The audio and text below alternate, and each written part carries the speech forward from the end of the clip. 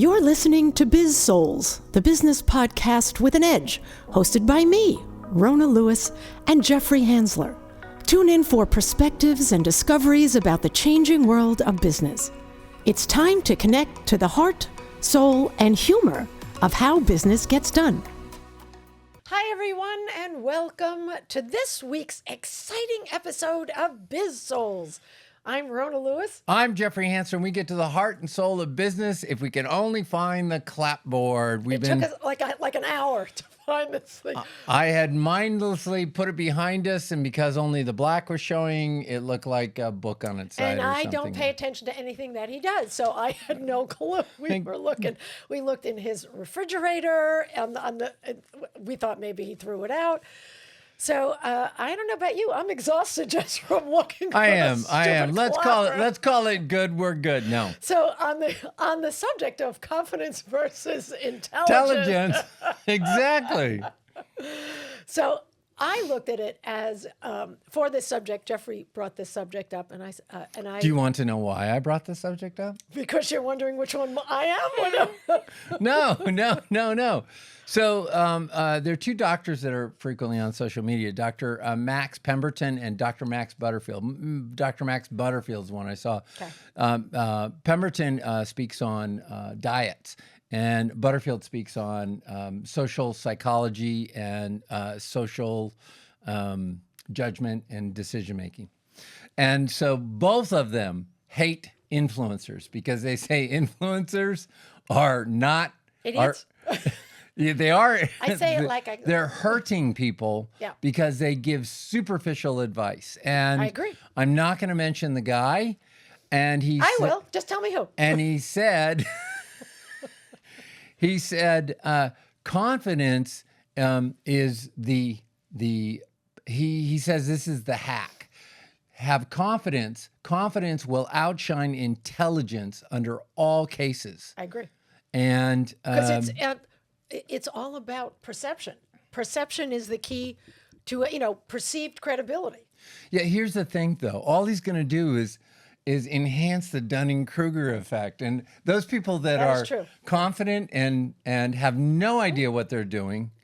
What, Willie, are you here for the intelligence side or the confidence side? Just came in. I would say confidence because he's not that smart. Apparently not. Yeah. Not the smartest cat. Anyway, the Dunning-Kruger effect is where somebody who doesn't know anything, the people that know the least are the most confident about their opinions and decisions. So anyway, that was where this came from. Ah, okay. So we both did our own research on this, and by the way, because we're both intelligent. Right. That's right. And well, he made me do research, so because I'm incredibly confident. Well, we did research, and the first thought that came into my head when you asked me that was P.T. Barnum's quote, "There's a sucker born every minute." If you say something with enough confidence, people are going to believe you. Yeah. And so you could, that's why there are so many conspiracy theories, and just like you said, they come up with these ideas and,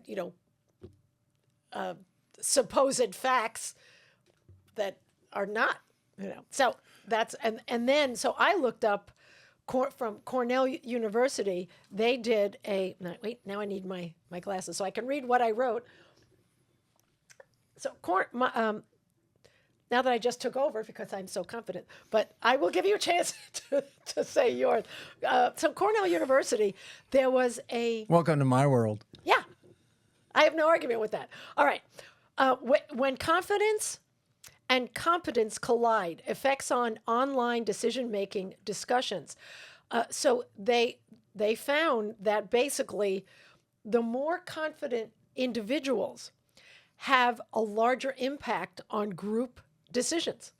And a lot of it is because of the language they used. And basically it was just, they got a chance, because they were so loud, they had a chance to share ideas.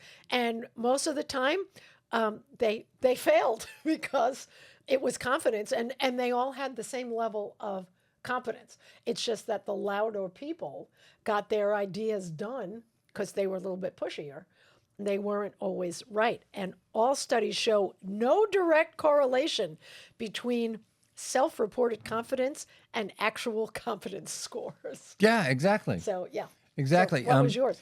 Well, there are a couple things. First of all, the reason that happens in business, especially in business, business is highly vulnerable to this, is certainty is rewarded in a professional business environment. That's so if you appear certain, people go, hey, they feel good about it, must be. And the more overconfident you are, the more certainty you express about I it. am certain you're right. Exactly. How'd that sound? So confidence isn't bad. Yeah. As a matter of fact, it's very valuable, and it does give you some valuable things. Is it the hack, business hack? No. So here's the thing. First of all, with confidence, you appear more competent. Yeah. You're more likely to be promoted, and interesting enough, you will attain higher social status. And there was a study done by Dr. Cameron Anderson at the University of Berkeley, and he discovered that overconfidence elevates you at a fairly rapid rate in social situations, your social status. And is that why I'm so popular and you have no friends? exactly. Exactly. Because he's the smart one, I'm the funny one, and there you go. So I don't have to know anything. Well, and here's the thing. So a big part of this, we talked about the Dunning-Kruger effect. Yeah. So the Nobelette Laurello James Heckman, I should have just left his first name out because I sound like I'm intelligent. IQ only explains about 2% of your over the life situation in terms of your advancement I can agree with and that. in terms of everything else. Right. He said, what's really important is grit, self-control, and confidence. Right. So those three elements really drive forward with your intelligence only being 2%. And so I was looking for, some pros and cons with confidence. Confidence may make you more competent. The bad side of it is if you have confidence without calibration, look out. The more you are more likely to be promoted, except your skills as a promoted person are way overestimated. Right. And although you may attain higher social status, you're just going to be raising idiots. Well, and and I, when I was in advertising, for those of you who don't know this, I was in advertising sales for many years. And before I got promoted to VP of sales, I went through quite a few iterations or I should say, I saw a lot of iterations of people above me. And what I'm going to say a bad word here. I found that shit floats. I mean, I was incredulous at the incompetency of my bosses. It's like, those who can do, those who can't teach. So they weren't great, but they were loud, and so they got the managerial positions, and they failed a lot, Right. And I'm going to add another C word to all the ones. Not that C word. No, not that one. We're not in Australia. No. But it's credibility. You can have confidence of your intelligence or your competency. You have to prove that you're credible eventually. Well, it becomes self-perpetuating. So if you're rewarded for confidence and being sure of yourself and showing, that dedication to what you believe in, it's just going to self-perpetuate. And so anybody that's had positive experience with that, you get a dopamine effect. Right. And that dopamine effect, and your brain goes, hey, this is cool, and look what we got for it. So we're all guilty of it. My brain does not sound like that, though. Your brain sounds like me. You little whiny. Come, my name is Rona. No. All right, on to the next one. Not every joke's going to land, folks, but okay, we'll move on from that one. So I was going to. Mine has more of a New York accent. I was going to be self-deprecating, and so when we started the podcast stuff, I'm having to learn everything from scratch, and one of the things that's good is because I am intelligent, I know that I know very little about this stuff, and I have zero confidence with what I'm doing. Anyway, I asked Tom Goss, friend of Right, yours. friend of, and who has been on the podcast. Great. Yeah, I love his songs, and he sings to a specific niche market, and he loves it, and he's doing a great job on it. Anyway, I went and I showed him what we were doing, and he's going, "Why are you recording in stereo? It's a talk show." And I thought, well, it gives me options and stuff. And the reality is we've had a couple occasions where I haven't been able to match the sound. And with my limited technical ability, I can't link up the different cameras and the sound. Hey, he can find the on button. That's good. You can find at least 3 of our episodes where, We it had looks to like start over again. it looks like a Japanese movie or a That's right, Chinese that's movie. true. And because I just said, oh God, it's good content, we'll just put it up. Anyway, so that's where he gave me specific advice, and I went, he doesn't know what he's talking about. What does he know? He's only been recording for years, and he's 20 only years, a pro. So anyway, I finally went, oh shoot, we'd had another one, and it took me forever to get the sound. I was able to get the sound lined up as much as I thought. And yeah, he was right. He was right. We haven't had any problems since. Tom, if you're watching this, isn't it nice to know you're right? Exactly. And I'm sure there are plenty of other things. So Me too. All right. Anything else on this? just a couple of things, a couple of So we'll be here for another half an hour or so. No. Just a couple of perspectives to take with you. A confident person says, I can do it in an hour. And then the intelligent person says, which hour? Confident person. Oh, really? You wrote down jokes? No, they're not jokes. They're just perceptions.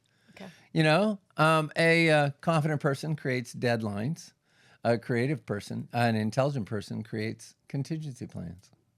Confidence person knows everything.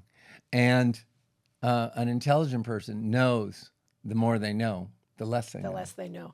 We were talking, actually, I did a talk for a bunch of STEM young professionals. Yeah, I heard it went well. Last night, it went really so wait a well. second. You've got one of the hardest audiences out there. First of all, it's a young audience. Yeah, anywhere between 2 and 4 years out of college, and they're all working, and it's a STEM group. And since they're a STEM group, they're obviously more intelligent than you. I was not the smartest person in the room, and you had them in the palm of your hand. Because I'm a confident speaker, and let me tell you, they had a blast. It was so much fun, and we actually talked. One of the kids said this. What you said, if the more you know you don't know. Exactly. And I was like, absolutely, and never forget that. Yeah. And I said, I was talking about the podcast, and I'm looking at both cameras because I'm never sure where he's going to cut. So I'm looking at both of them. And I basically said, my podcast partner always thinks he's the smartest person in the room. Exactly. And until he's not. And I know my wheelhouse. And if we start talking about finance, he is the smartest person in the room. He knows a lot. I've asked him. I teach a product management class, and I had to call him and say, "Help me with this chapter," because it was all on finance. I'm like, "What? I don't know." And he taught me how to teach them. So I was very thankful about that. And I know communications. I know professional speaking. So I knew that stuff. Right. But, particle physics, forget it. Right. Two things, and then we're done. Okay. First, my confidence did come in handy. I was doing a program, Finance for Non-Financial. It was the first delivery I'd ever done. Nice. And who's sitting in the front row? 3 CPAs. Oh, great. And so... Why are they taking it? Exactly. I was thinking, I think they were taking it for their...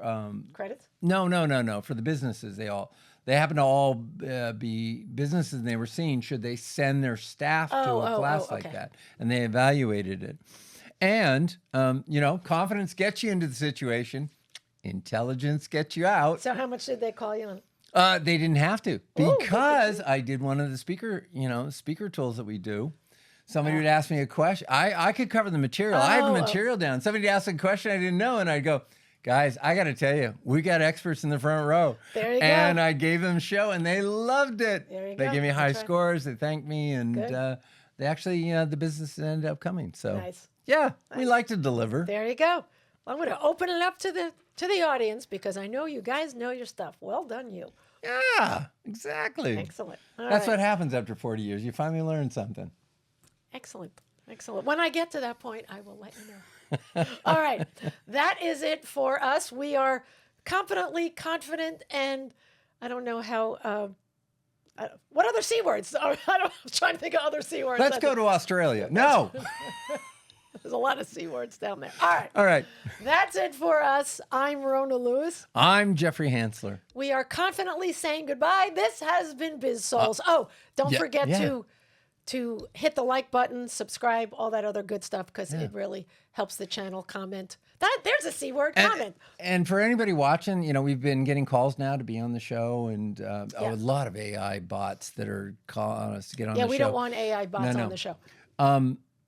We really haven't marketed this. We put it out on Facebook and LinkedIn. That's not really marketing. You've got to get on Instagram. You got to get on other places. And we haven't done that. Okay, could you make your point in less than 3 minutes? Because we are committed. We have tenacity. Tenacity is related, I believe, to confidence. And that could be a whole nother session. So, the saga continues on this thing. Okay. All right. We'll see you later, you guys. Bye. You've been listening to the Biz-Souls podcast with your hosts, Rona Lewis and Jeffrey Hansler. Did you have fun? Subscribe, rate, and leave a review. It's very much appreciated. Talk to you next week.